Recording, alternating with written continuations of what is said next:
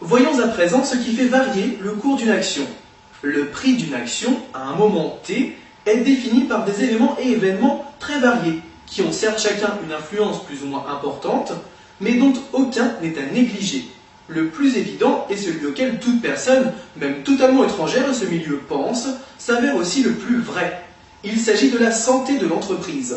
Si une société vous apparaît intéressante, proposant un produit ou un service dans lequel vous voyez un beau potentiel pour l'avenir, alors après une analyse approfondie du secteur dans lequel se situe cette entreprise, ses projets, les bénéfices qu'elle dégage, ce qu'elle prévoit, et encore bien d'autres baromètres, vous effectuez en fait ici une analyse que l'on nomme analyse fondamentale, c'est-à-dire se fondant sur des données réelles de l'économie et de l'activité de la société.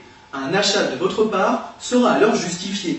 Cependant, il est notable qu'une valeur psychologique qui n'est pas basée sur des faits réels ou des analyses concrètes, mais plutôt sur des anticipations, des rumeurs, vraies ou fausses, des pressentiments, entre bien souvent en compte, amplifiées par l'effet boule de neige, mais ces réactions... Voilà, donc ici par exemple nous avons sa représentation graphique. Nous allons tracer tout d'abord, nous allons dégager la tendance qu'elle suit en traçant donc le support et la résistance qui dessineront un canal. Donc ici on peut voir en reliant les différents pics, on peut tracer déjà un premier support. Nous allons ensuite tracer la résistance, donc en reliant les pics cette fois à la hausse. Voilà, donc ici nous avons les trois pics qui sont alignés et un dernier qui est un peu avant. Voilà. Donc ici nous avons le canal qui s'est dessiné, donc on voit que la tendance est nettement haussière. Bien souvent le cours rebondit du support comme ici vers la résistance. Donc ça ce sont des mouvements normaux. Donc un investisseur intelligent et un bon investisseur se placerait bien sûr quand la valeur touche le support et repart vers la résistance où là il vendrait et ainsi de suite. Mais tout n'est pas si simple, sinon tout le monde serait millionnaire. Alors il y a une valeur psychologique qui entre en compte. Nous allons voir comment. Donc pendant toute cette période, la BNP, donc, qui est une banque, a présenté des résultats tout à fait encourageants qui expliquent donc cette hausse. Donc l'action est arrivée à presque 95 € en mai 2007 et on voit qu'après le titre s'effondre.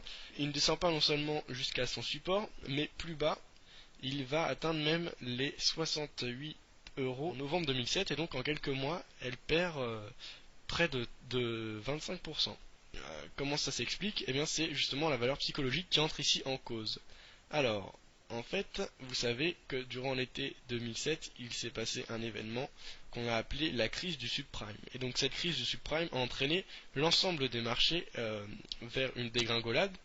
Les investisseurs, donc paniqués par les annonces qu'ils entendent et par les indices qui sont donc à la baisse suite à l'annonce d'une crise, eh bien les investisseurs qui sont placés sur BNP se mettent à vendre, ce qui fait chuter le cours de l'action, ce qui fait paniquer encore les autres et qui fait que l'action continue à baisser.